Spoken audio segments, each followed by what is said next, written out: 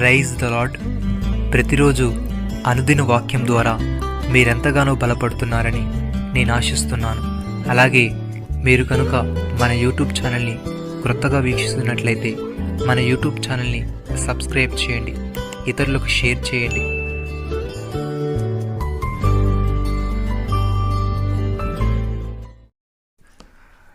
నీ దేవుడైన యెహోవా అప్పగించిన దానిని కాపాడి ఆయన మార్గములను అనుసరించినట్లా నీవే పని పూనుకొనెను, ఎక్కడ తిరిగినను అన్నిట్లో వివేకముగా నడుచుకొందువు. రాజుల మొదటి గ్రంథము 2వ అధ్యాయము 3వ వచనము.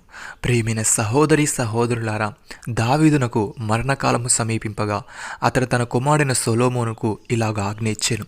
లోకులందరూ పోవలసిన మార్గమున నేను పోవచ్చున్నాను, కాబట్టి నీవు ధైర్యము తెచ్చుకొని నిబ్బరము కలిగి నీ దేవుడైన యెహోవా అప్పగించిన దానిని కాపాడి ఆయన మార్గమును అనుసరించినట్లా నీవే పని పూనుకొనెను, ఎక్కడ తిరిగినను అన్నిట్లో వివేకముగా నడుచుకొందువు.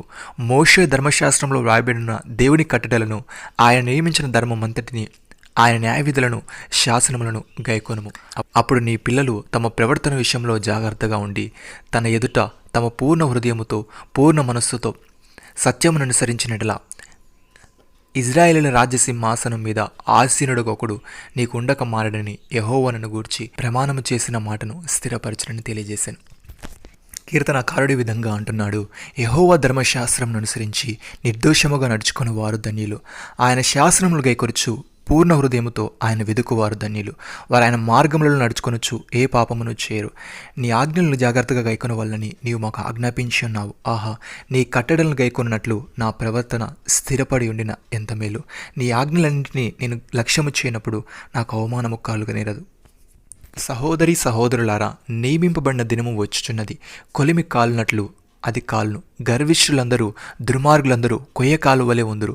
వారిలో ఒక్కరికి వేరేనను చిగురైనను లేకుండా రాబో దినము అందరినీ కాల్చువేనని సైన్యములకు అధిపతియగు యెహోవా సెలవిచ్చుచున్నాడు. అయితే నా నామమందు భయభక్తుల వారగు మీకు నీతి సూర్యుడు ఉదయించును. అతని రెక్కలు ఆరోగ్యము కలుగు చేయను గనుక మీరు బయలుదేరి క్రొవ్విన దూడలు గంతులు వేయనట్లు గంతులు వేదురు. నేను నియమింపబో దినమున దుర్మార్గులు మీ పాదముల కింద ధూళి వలె ఉందురు. మీరు వారిని అణగుదొరకుదురని సైన్యములకు అధిపతియగు యెహోవా సెలవిచ్చుచున్నాడు. ప్రియమైన సహోదరి సహోదరులారా, యెహోవా నియమించిన ధర్మశాస్త్రము యథార్థమైనది, అది ప్రాణమును తెప్పరిలా చేయును. యెహోవా శాసనము నమ్మదగినది, అది బుద్ధిహీనులకు జ్ఞానము పుట్టించును. యెహోవా ఉపదేశములు నిర్దోషమైనవి, అవి హృదయమును సంతోషపరచును. యెహోవా ఏర్పరిచిన ధర్మము నిర్మలమైనది, అది కనులకు వెలిగిచ్చును. యెహోవా యందైన భయము పవిత్రమైనది, అది నిత్యము నిలుచును. యెహోవా న్యాయవిధులు సత్యమైనవి, అవి కేవలం న్యాయమైనవి. అవి బంగారము కంటెను, విస్తారమైన మేలిమి బంగారము కంటెను, తేనె కంటెను, జుంటి తేనె దారుల కంటెను మధురమైనవి. వాటి వలన నీ సేవకుడు హెచ్చరిక నొందును. వాటిని గైకొనడం వలన గొప్ప లాభము కలుగును. నమ్మిన వారు నాతో కలిసి ప్రార్థనలో ఏకీభవించండి.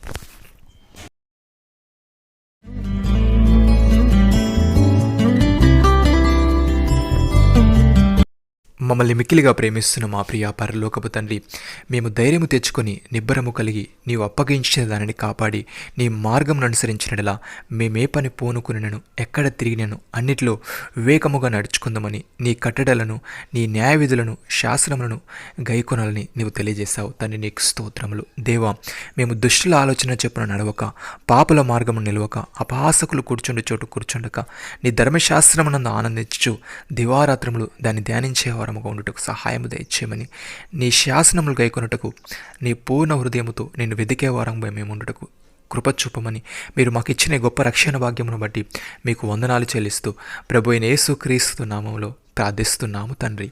ఆమేన్.